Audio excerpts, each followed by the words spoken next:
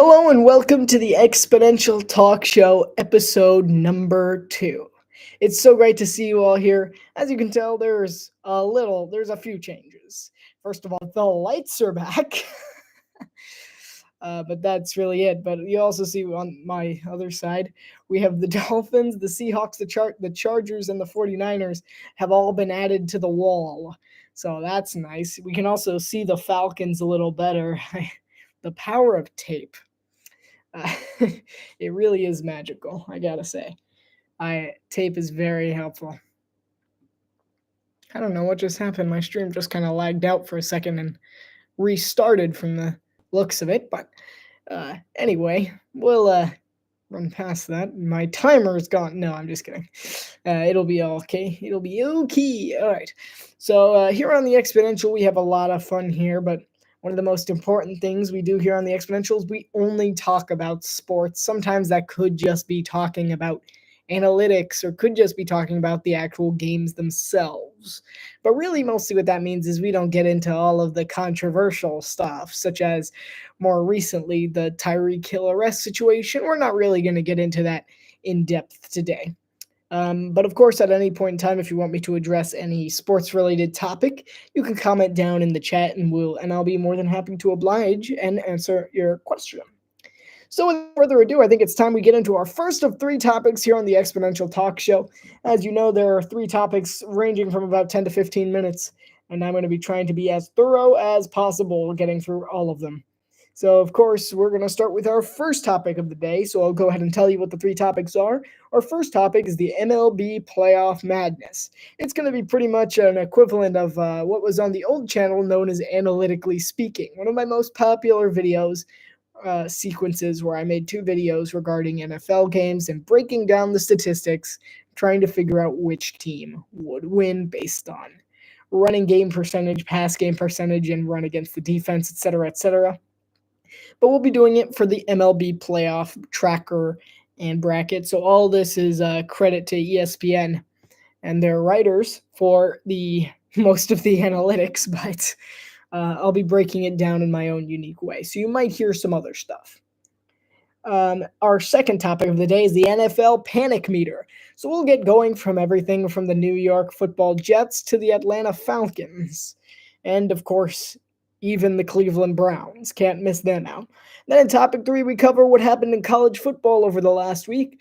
And the topic is called That's Upsetting. But one of the big ones is that there was a pretty big fire on the Notre Dame, or should I say, the Notre Dame, if you know what I mean. And the other, going deeper into that, will be, that was close. I thought we had an offense, and we just always sucked, parentheses, this year. So we'll get deeper into that as the show goes on. But let's go ahead and hop into topic number 1, the MLB playoff madness, analytically speaking. So analytically speaking, we like to break down and go deeper into the more statistical side of sports.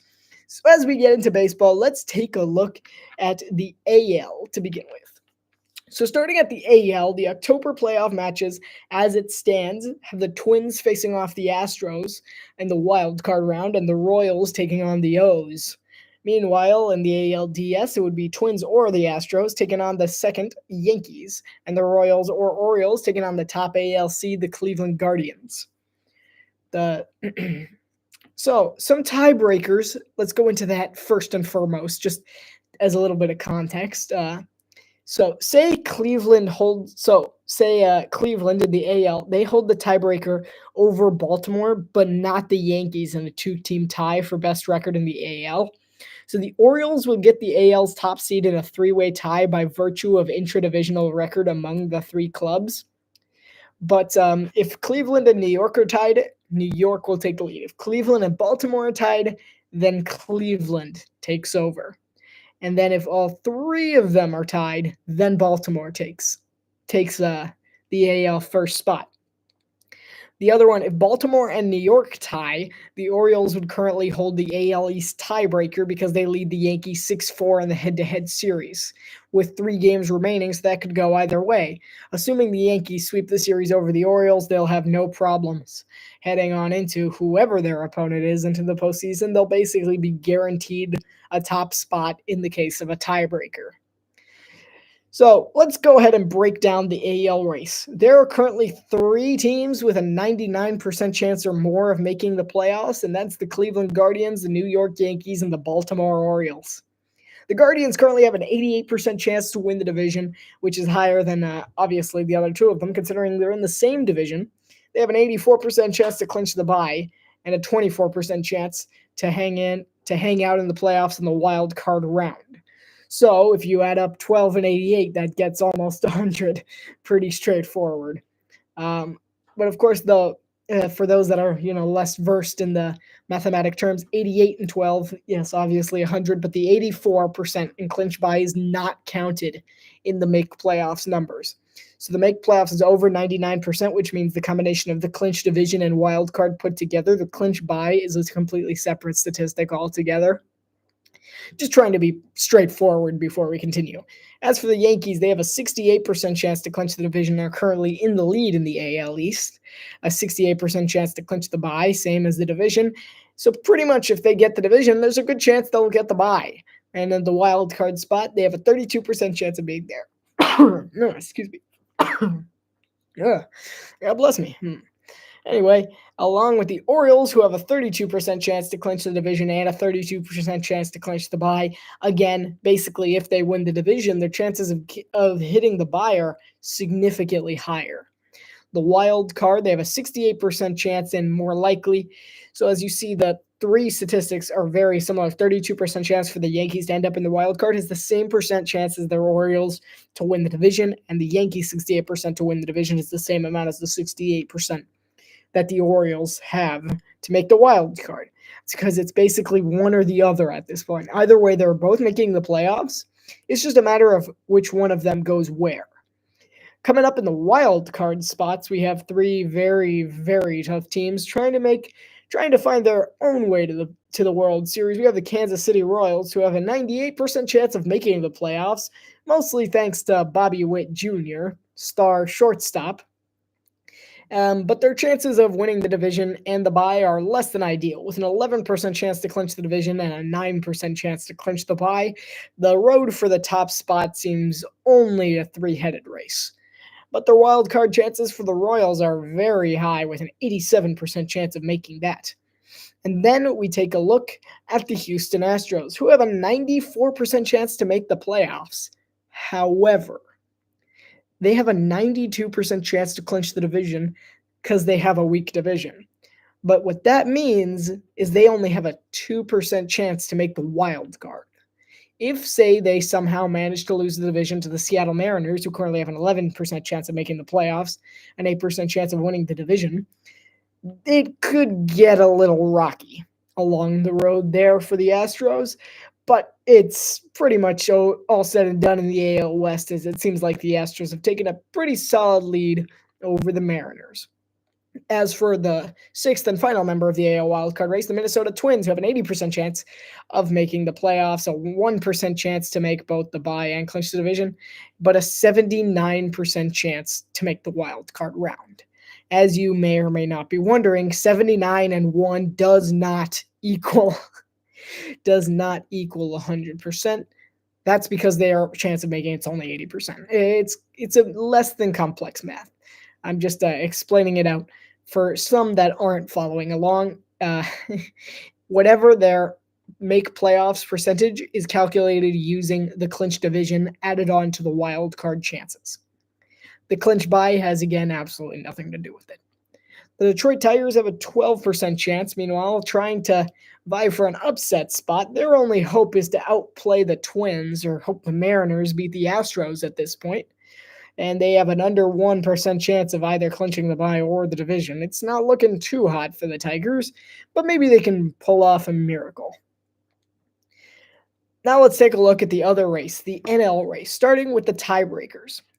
say if the LA Dodgers and Philadelphia Phillies tie for the best record, the Philadelphia Phillies would get the top seed because of the better head-to-head record against the Dodgers this season. And if the Atlanta Braves and the New York Mets tie, the Mets would currently hold the final NL playoff spot by virtue of a better interdivisional record, since the teams are tied at 5-5 in the head-to-head series with 3 games remaining.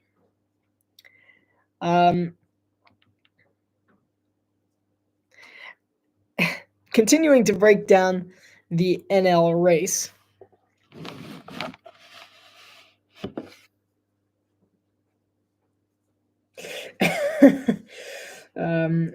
Continuing to break down the NL race, the Philadelphia Phillies have basically a 100% chance of doing everything, a 99% chance of clinching the division, a 99% chance of making the playoffs, above 99% chance at that, and a 92% chance to clinch the bye with only a 1% chance to make the wild card. It seems pretty all said and done for Philadelphia.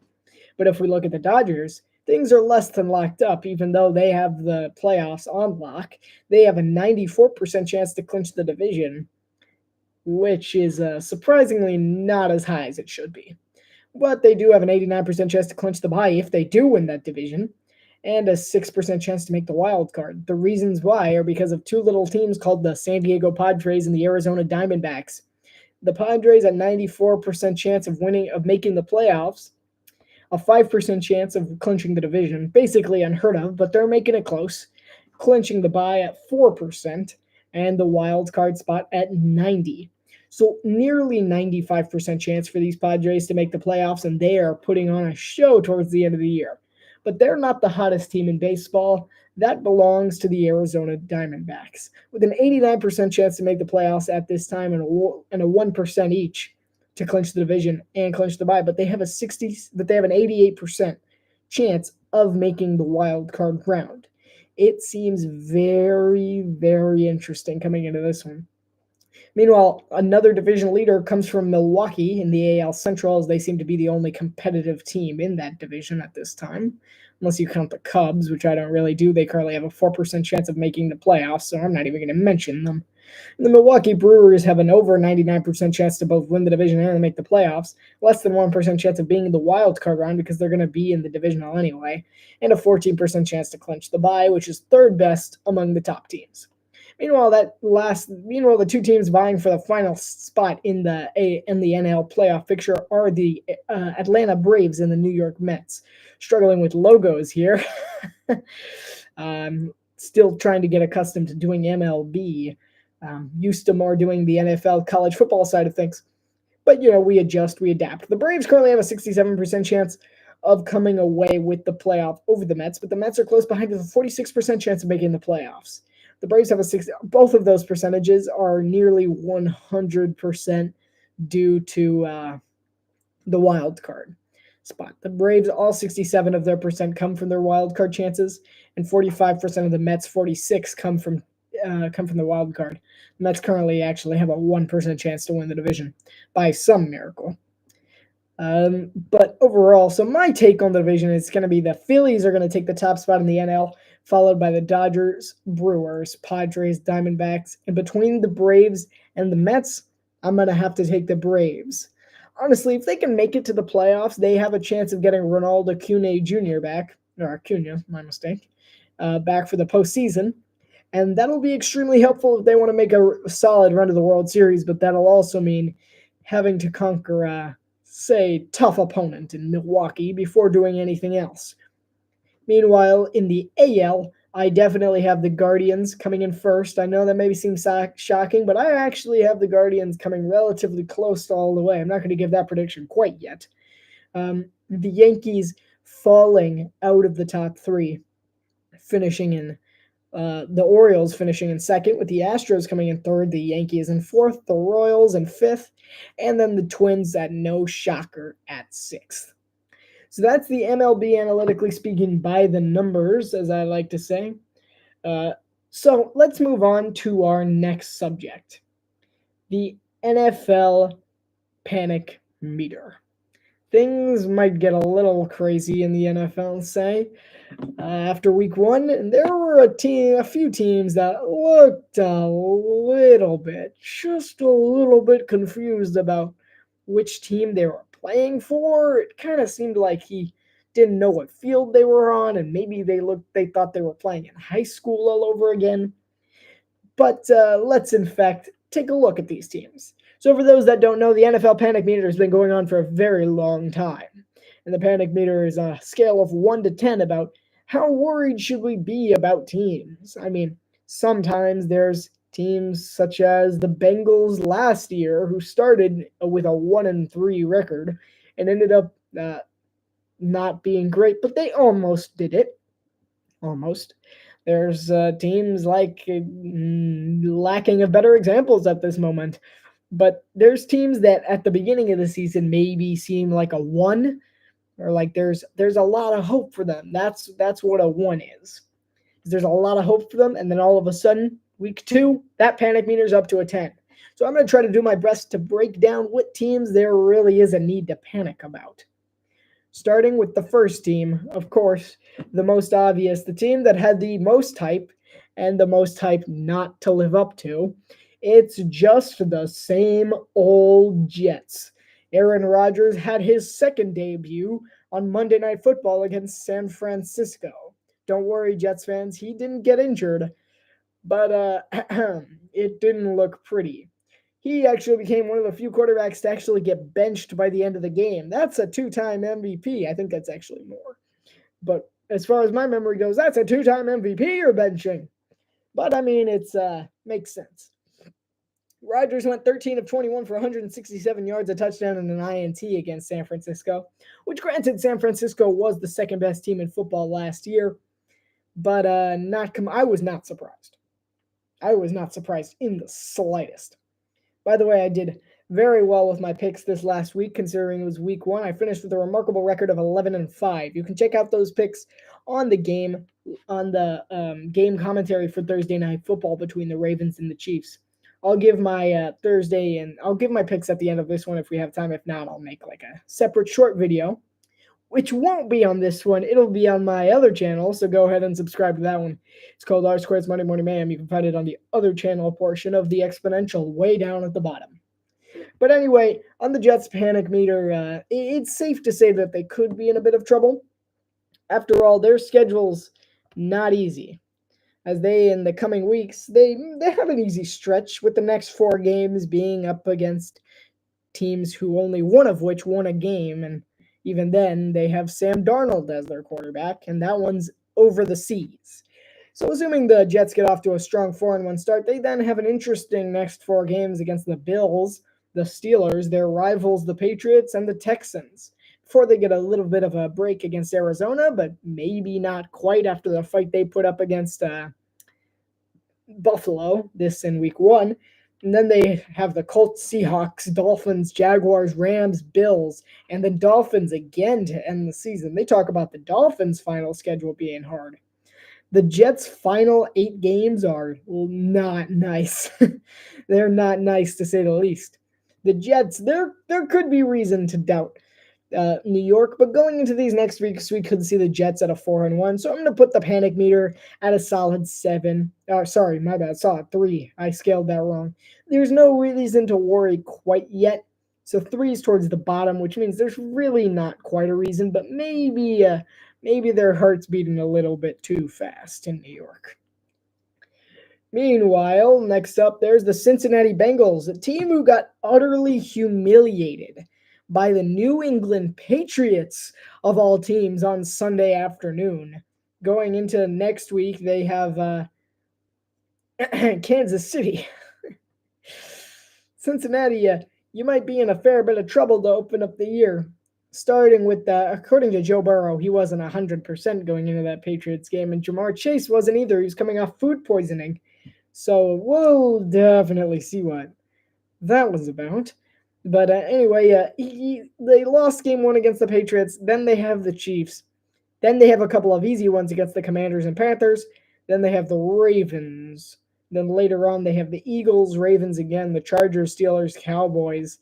I mean, it's not a terribly bad schedule, but that game against the Patriots caused for some concern. So I wouldn't be too panicked, but I think if you're a Bengals fan, you might be just a little on edge. So I'm giving the Bengals a 5 on the panic meter. Don't overreact. They're maybe okay, but that loss to the Patriots was not impressive. They were mistake prone. Burrow didn't throw a touchdown or an interception, but he was fairly accurate. But it just was not an impressive game for Cincinnati. They got to clean that up if they want any chance against, if they have any chance, even a marginal chance of beating the Chiefs next week. Anyway, next up on the panic meter, I'm kind of bouncing between the screens here because I'm trying to look at you, but I have my notes on this side and my spreadsheet on this side. But if you're seeing me look a particular direction, that's why. But anyway, the next team that there could be cause for some concern about is the Cleveland Browns. Oh, this is a fun one. Cleveland opened up against Dallas in what many thought would be a relatively competitive game. Instead, we saw Cleveland get utterly annihilated by Dallas, and now they're walking into a Jaguars team with the same thought in mind. However, their following 3 games might give them a little bit of a break against the Giants, Raiders, and Commanders. But then they get thrown right back into the flames against the Eagles, Bengals, Ravens, Chargers, Saints, Steelers, before finally catching a break with the Broncos and then taking on the Steelers again. And then they have the Chiefs, Bengals, Dolphins, and Ravens to end the year. Sorry, Cleveland, but that panic meter's at a 9. That thing's not going down. Cleveland's in big trouble. There's only maybe 2 winnable games on the schedule, and they come 3. 3 winnable games on the schedule, maybe 5 or 6 if you count the Steelers. There's no way the Browns are making the playoffs with that kind of play. Oh, they got embarrassed by Dallas on the game of the week. I mean, we not only had to suffer through Tom Brady, we had to suffer through Cleveland. It was terrible. Deshaun Watson's in legal issues now. I mean, things are going bad for Cleveland. Sound the alarms, get everyone out of the building. Cleveland's in trouble. Ohio, evacuate to Cincinnati. Oh, wait, they're in trouble too. Might as well move to Detroit. At least they're fine. That was more of a college joke than a professional joke because Ohio State fans cannot stand Michigan fans. But we'll get to that later. Meanwhile, another team to be concerned about is the New York Giants, who got utterly obliterated by a Minnesota Vikings team commanded by Sam Darnold. That's right, as we used to call him here in Miami. Well, I'm not in Miami right now, but I am a Dolphins fan. We used to call him the interception machine, and thank you for helping us win the game. Yep, those are his nicknames. Meanwhile, the Giants come up against the Commanders, probably a loss, before taking on the Browns, Cowboys, Seahawks, Bengals, Eagles, Steelers, Commanders again, Panthers in Munich, which is their next winnable game, before taking on the Bucks, Cowboys, Saints, Ravens, Falcons, and Colts and Eagles. Honestly, the Giants may in fact only win 2 games. Panic meter 10. Go, like, be gone, Daniel Jones. The power of Christ compels you. I mean, at this point, Daniel Jones is a nightmare. He should not even be on the professional playing field. Send him back to high school so he can score a touchdown. He needs to get out of New York. New York needs to fire him. They need to fire Daboll. They need to reset. The Giants haven't been successful in 10 years, and that stems from the owner being a little too patient. I mean, I know we constantly talk about David Tepper and how he's too impatient, but the Giants, it's time to go.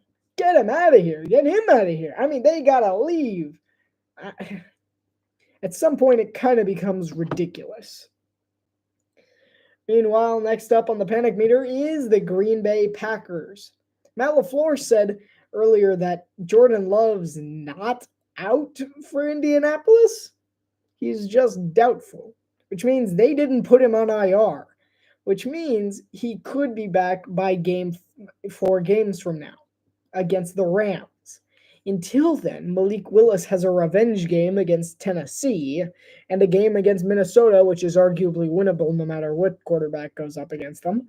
But they do have a loss probably coming on their way and an 0-2 start against Indianapolis. But if they can get Love back in vintage loving form, then they can beat the Rams pretty easily, get rid of the Cardinals off their backs, struggle against the Texans, potentially beat the Jaguars and Lions, although it'll be tough. Then they have the Bears, the 49ers and Dolphins, and the Lions and Seahawks, Saints, before having the Vikings and Packers at the end of the year. It's not an easy way for Green Bay to come back from this. Obviously, it would be really, really helpful if they could pick up a win against Tennessee and Minnesota before Jordan Love comes back, making them 2-2. But obviously, that may not happen in the current situation that Green Bay's in. So I'm going to put the panic meter at a solid 6. Jordan Love's a great quarterback. He can do a lot of good stuff. But without him, if you lose those games, sorry, like a bug flew right in my eyeline. But if they lose the games against the Titans and Vikings, it might be a little tough to come back for Green Bay. Meanwhile, next up on the panic meter, we have the Washington Commanders. Team maybe you didn't expect to see on here, but all due respect to Jaden Daniels and not Dan Quinn, I'm just kidding. They got destroyed. They got absolutely routed by Tampa Bay. They spoiled Jaden Daniels' review. He struggled to actually complete passes, which I found not great considering he's a quarterback. But he went 17 of 24, which was not a terrible day, but their offense kind of collapsed when it came to the pass game once you got into the enemy's territory. However, Jaden Daniels did run all over Tampa Bay, which means he's a very fun quarterback to watch. I mean, very impressive. 16 carries for 88 yards and 2 touchdowns and led the team. That's a problem, but considering they have Austin Eckler. But still, nonetheless, it was a disappointing debut. The defense got smoked, but there is reason for optimism considering the Commanders' next 3 games are all the next 6 games are against teams who did not win in week 1. With an ideal,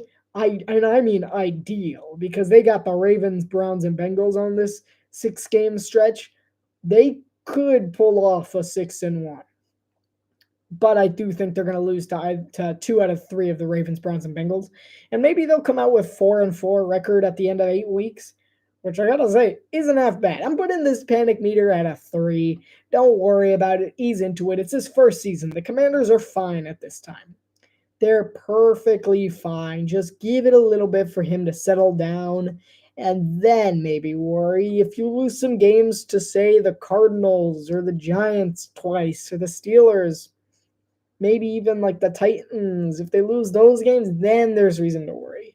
But at this time, cool it. They didn't do badly. I mean, it's not as bad as it probably could have been. 17 points loss is a lot, but it was the Bucs. I mean, there really wasn't much of a chance. And then last on the panic meter, a team that many people believe is a hot 11 on this panic meter. It's none other than the Atlanta Falcons, who got off to a rough start, to say the least, by losing by 8 points against the Pittsburgh Steelers. Kirk Cousins threw 2 interceptions in his Falcons debut. And coming up on their schedule, they have 4 of the toughest teams in week 1. The Eagles, the Chiefs, the Saints, who put up 47 points on the Panthers, and the Buccaneers. Of course, then they get a bit of a break with the Panthers before jumping right back in with the Seahawks and Seahawks and Bucks, and then Cowboys and then Saints again. Then they get another break before taking on more winning teams in week 1. The panic meter is high, but I think there might be a chance. You never know. Hey, Dan Graziano even picked the Falcons to beat the Eagles as his upset pick of the week. If the Falcons regain some composure, there might not be anything to worry about for Atlanta, but for now, I would put this meter at a 6. They're 6 or 7. It's like 6.5, 6 3/4. There's a lot to be worried about. For example, Kirk Cousins, but there's also a lot of optimism surrounding this Falcons team, and hopefully they could pull a rabbit out of their hat against Philadelphia and then maybe survive a game against KC. Maybe. Just maybe. So that concludes topic number 2. We're actually making great time, but I intentionally left quite a bit of time for this final subject, which is fun. Welcome to topic number 3. Well, that's upsetting. We're talking all about the upsets, near upsets, almost upsets, and the I thought we had an offense upsets from week 2 in college football. Let's go ahead and get started with by far the biggest upset of the week. Oh, this is going to be fun. All right. Here we go. Breaking news. There's a fire on the Notre Dame. More specifically, Notre Dame. The Fighting Irish had no fight left in them as they got stunned by the Northern Illinois University Huskies. Embarrassing. In the final 31 seconds of play, Northern Illinois kicker Cannon Woodhill, he's got a cannon on him, by the way, hit a 35-yard field goal to win the game. And then Northern Illinois blocked a 62-yard try as time expired to defeat Notre Dame. Riley Leonard, 20 of 32 for 163 yards and 2 interceptions. I'm afraid Notre Dame, I'm sorry if there's any Notre Dame fans out there. Your season's over. There's no chance. Zip. Nada. It's over. I'm sorry. That will take you out of the running for at least until Georgia loses. There's no way they're cracking back into the top 12 after that unless every single team in the top 12 suddenly, like every single player hits the injured list. All of them just fall over and catch a disease of some kind. There's zero chance. It was an embarrassing loss. And right now, head coach Marcus Freeman has some fires to put out. His team has obviously lost quite a bit of confidence. But maybe we'll see how they do against their next challenge against Purdue on this Saturday. But if I'm being honest, their real challenge comes against 19th ranked Louisville. Sorry. That's how they say it down there. Louisville. There's Louisville. But they take on Louisville, the 19 against the 18 at the moment, a couple Saturdays from now in week 5. So, of course, that'll be fun to see. That's kind of their first attempt to be able to tell whether they're for real or not. But if they do lose that one, and then they lose the final game of the year against USC, which is now looking good, Notre Dame, I'm sorry, it's done. They have a must-win coming up against Purdue. If they don't win it, Marcus Freeman's going to get fired. Riley Leonard's going to get traded. Transfer portaled, or just not drafted to the NFL. I don't know how old he is. He's a senior. He's just not going to get drafted into the NFL. And Notre Dame's in big-time trouble. So that was our first part of, well, that's upsetting. So number 2, we have, that was close. 4 teams narrowly came up on top against their selective opponents, starting with Kansas State. The Kansas State Wildcats have, they've been cutting it close. I'm just kidding. They cut it close for UT Martin. Only winning by 35 points?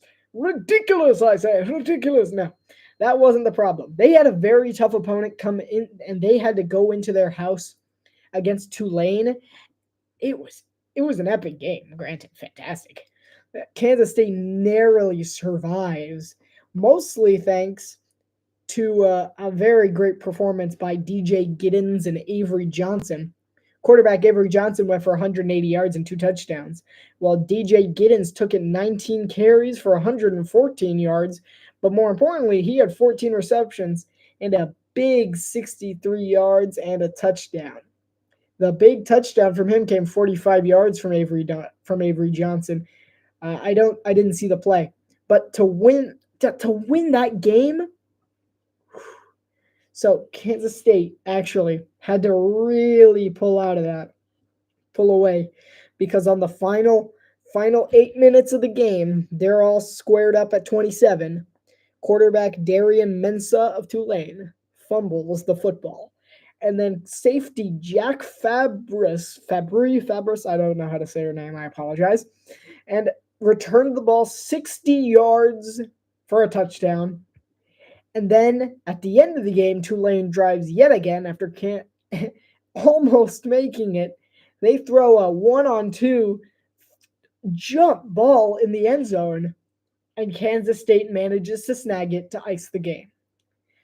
Ultimately, my biggest concern here for Kansas State is that they relied on defense. Obviously, there's no problem with relying on defense. Heck, the Dolphins relied on defense against Jacksonville in week 1. But Kansas State needs to show offense. They moved up to number 14. They're now taking on one of the toughest quarterbacks in modern college football in Noah Fafita. Then they have BYU the following week. Then they have Oklahoma State. Shadur Sanders in Colorado. Then they have Kansas a couple weeks later in a rivalry. They have Iowa State in the last week of the year. Kansas State's got to step up, not on defense, on offense. I mean, sure, they won the game, but ultimately they relied on defense. And I mean, I'm not saying that's bad. There's times when it's better to rely on defense. A win is a win. But at the same time, I needed to see a bit more from Kansas State. They really, really relied on defense at the end. If their defense hadn't been able to come up with that late stop to ice the game, the question is, would Kansas State have been able to drive down the field to score a touchdown or a field goal? Would they have been able to do that? It's all up in the air, and we'll see a good look at Kansas State against 20th ranked Arizona on Friday night. Meanwhile, next up that was close. We have Oklahoma State, another state who's ranked just one spot above Kansas State. It's Oklahoma State. I actually saw the ending of this game. Thriller of an overtime matchup second overtime matchup between the Arkansas Razorbacks and the Oklahoma State Cowboys. I gotta say, Ollie Gordon, man, he's a hero. He saved the day for Oklahoma State. I'm sorry, he did. Without him, they could not get anything going. I mean, thanks to wide receiver Brennan Presley of Oklahoma State, they really had a really solid chance of winning this one. But they have a similar problem that Kansas State did. At some point in the game, to win this game, they had to rely on defense, and they came up with the stop. Arkansas is not the toughest team they're going to face. It's not the toughest team. I can tell you right now, they have Utah this week, 12 against 13. Next week, is that this week? No, they have Tulsa this week. 2 weeks from now, they have Utah, Oklahoma. They have Utah. 3 weeks from now, they have Kansas State. Excuse me. I mean, their schedule ends relatively easily, but they have Kansas State and Utah to beat. If they lose both Kansas State and Utah, say goodbye to your playoff chances. I mean, 12-team playoff, obviously, opens up new things. One-loss teams make it in a lot more often. Two-loss teams kind of make it tough on themselves, if I'm being honest with you. It could be a really tough struggle for Oklahoma State if they lose that. They gotta rely on offense. I'm gonna go back to the Dolphins. If they hadn't stepped up the offense at just the right time, the defense couldn't have stepped up like they did. Ollie Gordon saved Oklahoma State, in my opinion.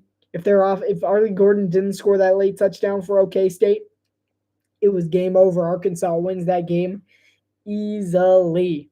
Thankfully, the Arkansas kicker missed the field goal, forcing them to go for a touchdown. Didn't matter, though. Meanwhile, another team who narrowly survived their scare was Penn State taking on Bowling Green. I mean, Bowling Green is by no means a bad team, but Penn State, they had to rely on something a little different from everyone else. Everyone else seemed to more rely on defense. They relied completely 100% on offense. And that's also a problem. There's a balance between offense and defense that just not all that many teams have.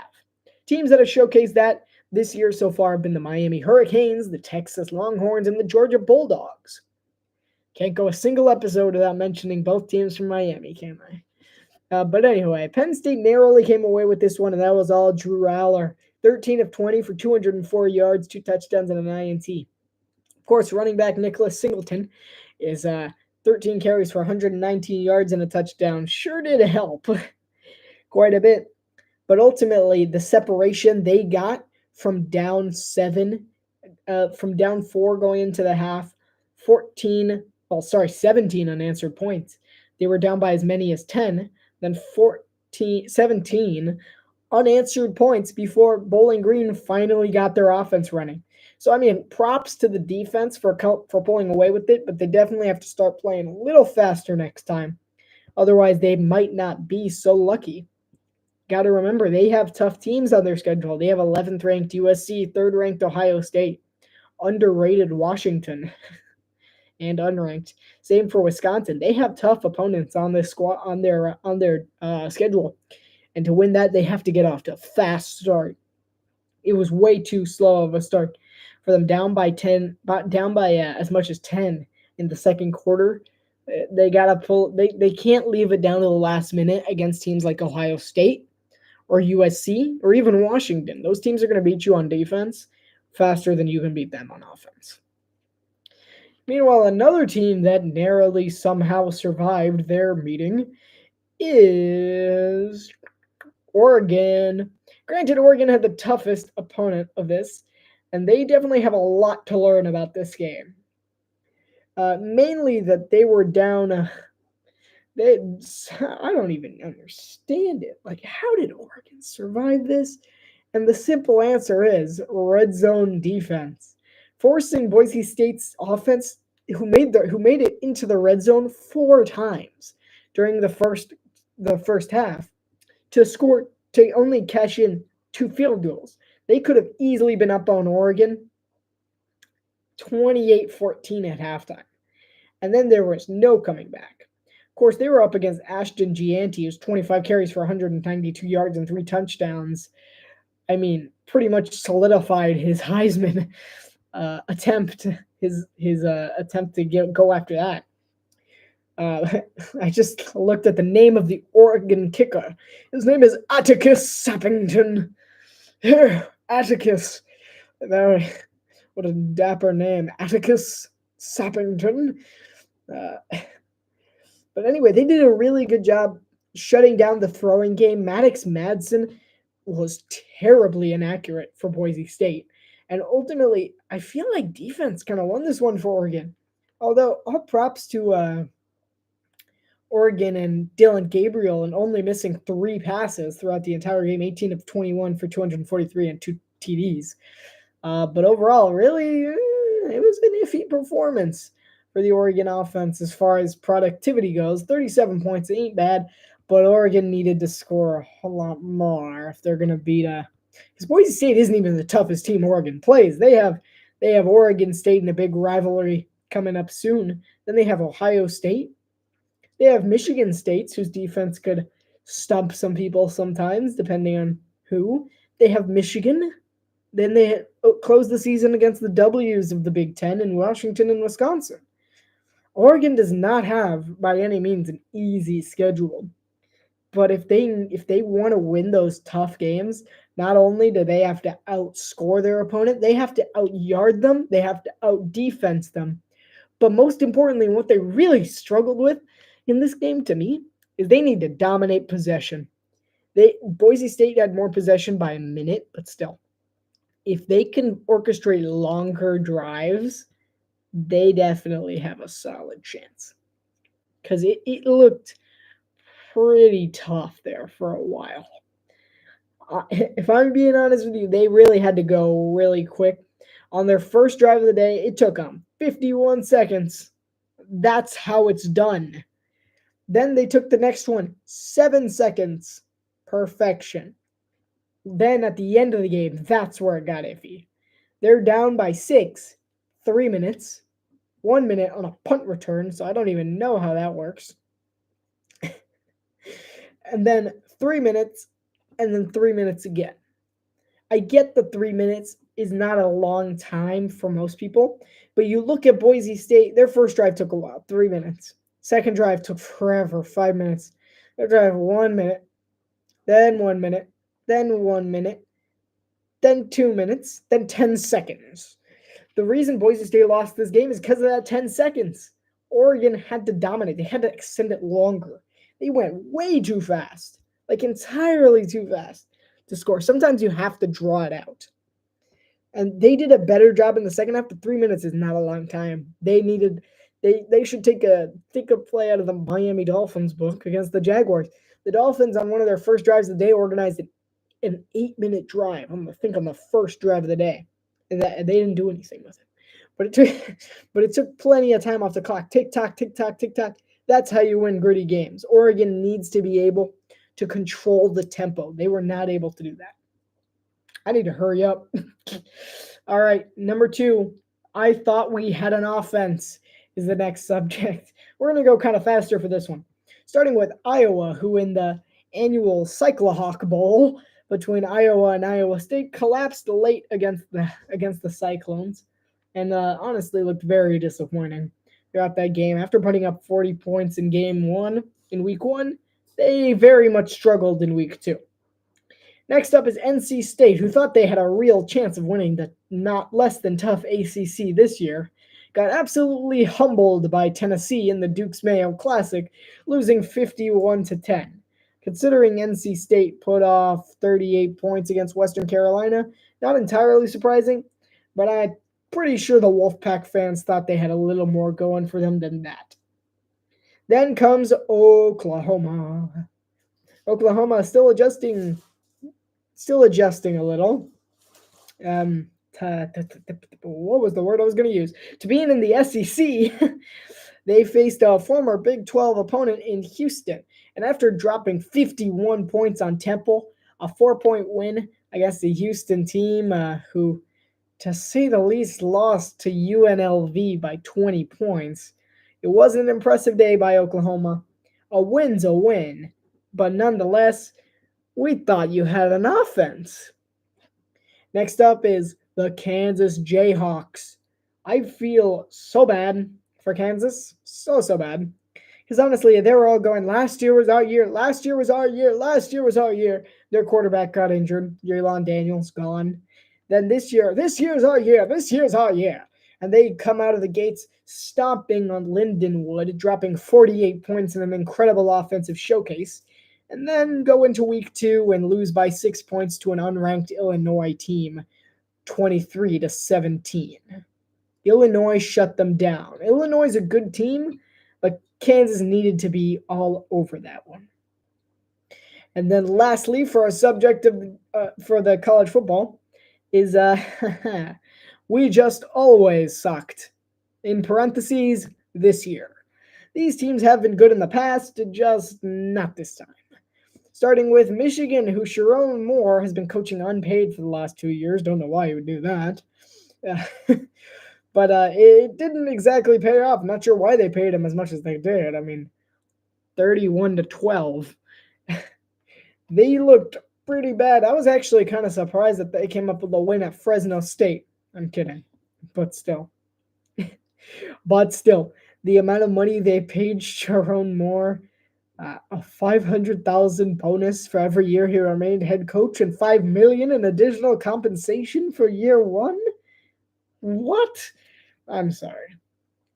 He does not deserve that. Jim Harbaugh deserved like a lot more than that, but Sharon Moore so far has accomplished nothing.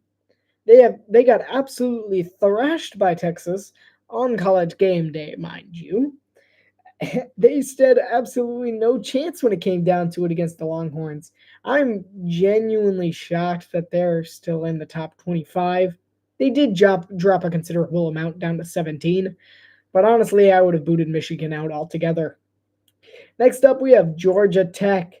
They thought they had a chance after coming out of the gate strong with win in week 1 against Florida State and rivals Georgia State.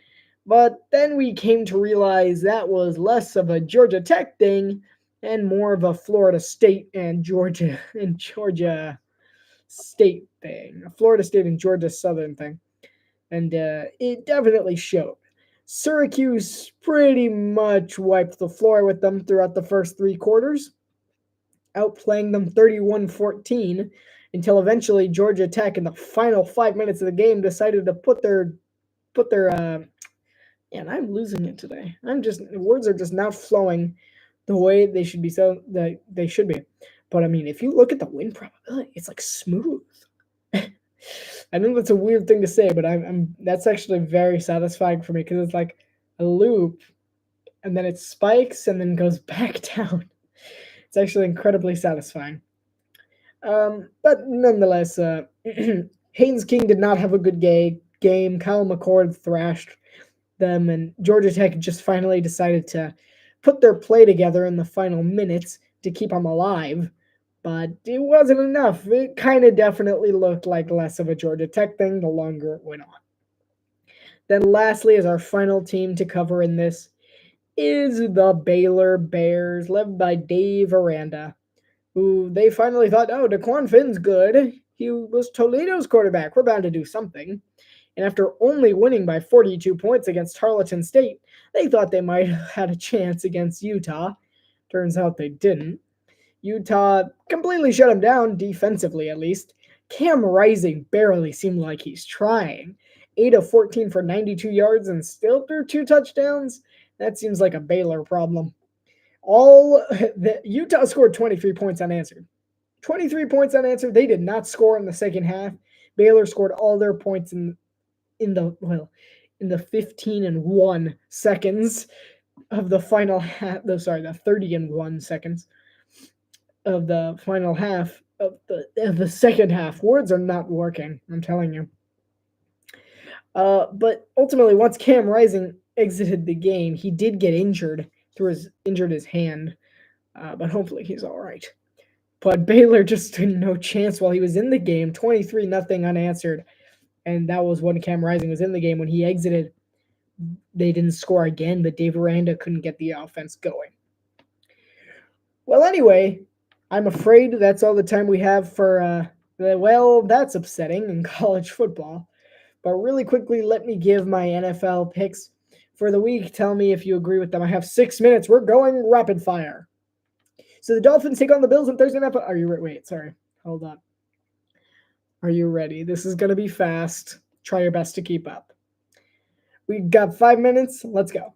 The Dolphins and the Bills take on each other on Thursday Night Football as Tua Tagovailoa leads the Dolphins. Josh Allen leads the Bills. However, the Dolphins will be without Raheem Mostert, and if they have Devon Achane, he'll be at about 50%. However, the Dolphins' offense could really abuse that Bills secondary. It looked really bad against Arizona, and I fully expect the Dolphins to come up with a way in this one. Optimistic for a Dolphins fan? Probably, but I'm taking Miami. On Sunday at 1 o'clock, we have the Raiders and Ravens kicking things off, and without a doubt, this is a Ravens win, in my opinion. Lamar Jackson's just too good. Then the Browns take on the Jaguars, and after Deshaun Watson's disappointing first game, I'm taking the Jaguars all the way. The Jags actually put on an impressive defensive performance against the Browns against the Dolphins in week 1, and I expect them to do the same against the Browns. It completely stifled Deshaun Watson's production. I'm taking the Jags over the Browns. Then the Jets take on the Titans next following that, and I perfectly expect the Jets to make a rebound game, even though I expect Brian Callahan and Denard Wilson's defense to do some good things. I think it'll be a close one, but I have the Jets over the Titans narrowly. The 49ers then take on the Vikings at 1 o'clock, and I have the 49ers completely destroying Minnesota. Sorry about Sam Darnold. He's not going to play well this week. Sorry, Vikings fans. The Chargers then take on the Panthers as Jim Harbaugh gets another easy matchup in week 2, and I fully expect him to come up with a win and lead his Chargers to a 2-0 victory. It might be gritty just like their first win, but I have the Chargers over the Panthers. Next up, we have the Seahawks and the Patriots. Gerard Mayo tries to extend his winning streak to 2 as a head coach for the New England Patriots. However, I just don't see how that's possible. I have Kenneth Walker rushing for 2 touchdowns and Seattle Seahawks coming up with a victory. Then on what's arguably the 1 o'clock game of the week, tied between them and the Buccaneers and Lions, the Saints and the Cowboys. And I fully expect the Saints to have another good game, but I really don't think it's possible. So I'm taking for them to win. So I'm taking the Dallas Cowboys. Their tough defense won't let up against New Orleans, and it won't stop there. I'm taking the Cowboys to get on to a 2-0 start to the season. The Giants and the Commanders then face off in a battle of lightweights and what could be considered one of 2 pillow fights of the year. But I definitely have the Commanders taking on the Giants and defeating them in week 2.